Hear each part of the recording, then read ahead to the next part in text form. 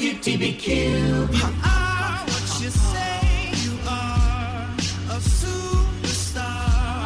Don't have no fear, the crowd is here. It's 11:45 a.m. Eastern Standard Time at 93.5 WTBQ FM, and we are back with WTBQ Spotlight. Well, she was introduced and guided into the world of astrology by her mother after a severe battle with a birth defect during her youth. Today, Susan Miller's astrological forecast reaches 6 million unique visitors and 18 million online monthly views. Susan writes an exclusive column published separately in 8 major international publications, including Elle, Vogue, and W. She has authored 8 books and is in the process of writing her 9th. Without further ado, please welcome famed astrologer Susan Miller. Hi, Susan. How are you? It's great to speak with you. I'm great. Thank you.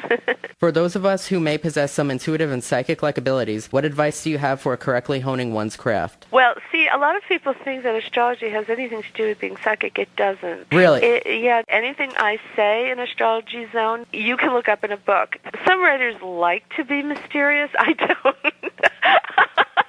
I want to be right out there. I want to help people. As a matter of fact, you can look it up in a book and disagree with me. That I'm totally transparent. But what you do have to do is be willing to study a long time. Are astrologists and psychics often one and the same? And if not, what specifically differentiates the two? Oh, it's so simple. Psychics don't use the mathematical tables that astrologers use. Okay. We say we're not fortune tellers. Also, we don't know what you're going to do. I can tell you may be under pressure or under an amazing rewarding phase. It's up to you to either take advantage of it or listen to me or not. For example, Pisces is going to be going into fantastic real estate aspects in June, and it will last a year, and there are certain points within that year that are extra special. But if the Pisces says to me, well, I love my apartment, I don't want to move, or I love my house, you can renovate, you can paint, you can do repairs, you can add another room, or someone may leave your apartment, like you may not need a roommate anymore, and suddenly you have so much more room, because this aspect tends to make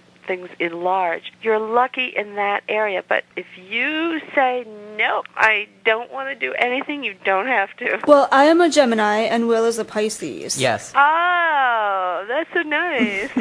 When it comes to relationships, how important is Compatibility. Oh, well, on my site, it's under life and love. You have to go into your forecast to see the little banner on the top. And it's for love, but you can take out the love references, and it's for any kind of relationship. Now, they say people within your element, it's a little easier. So for Pisces, that's Cancer, Scorpio, or other Pisces. And for Gemini, that means Libra or Aquarius or other Geminis. So overall, you would say that astrological compatibility truly does matter in terms of relationships, whether they be business or romantic. They matter, but if some people want a more quiet, easy relationship. Others actually enjoy a little bit of fighting. We know those people, right?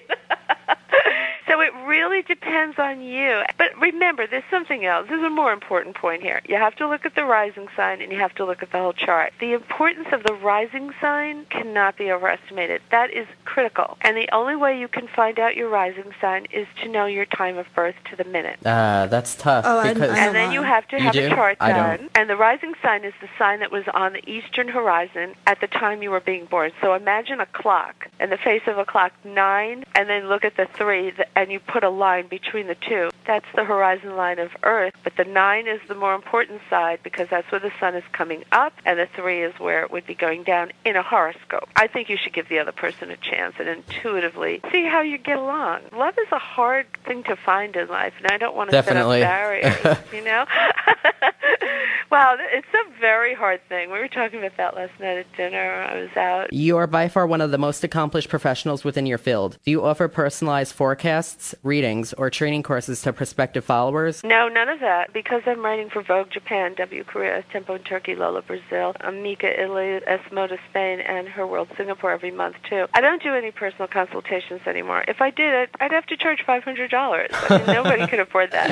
So I send them to other people, like the National Council for Geocosmic Research. There's also the American Federation of Astrologers. There's also a convention this summer that is so much fun. I'm going. It's the United Astrology Conference, where it has all the clubs, all 4, very esteemed organizations. It's a lot of fun, and you learn a lot, and it's for about 5 days. And they only put this on once every 4 or 5 years. People from all over the world come to that. I advise those kind of situations where you're just immersed in it. And if you have any shows within the area that fans could attend, or... I have one this month in New York City. They tend to come up suddenly. I'm doing some talks in Bloomingdale's, of all places, in New York City. I'm going to be in Bloomingdale's on Saturday, April 21st, and there's 2 classes. It's right on my website. When you read your forecast for the month, and I only do a monthly, keep reading, then you get the summary, then the dates to note, but it's right under that, which I call the PS, and there's a telephone number. There is a charge, but then you get the money back in product that you buy. Wow, that's interesting.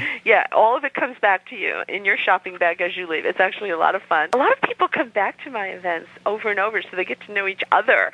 So it's really fun. Love it. Oh, I'm happy. You two are my new favorites. Oh, that's a good thing. We're right in New York State, and your number was a 212 area code, so are you located in New York as well? Yeah, I'm on the Upper East Side, Gossip Girl territory. Oh, nice. Yeah, all my life.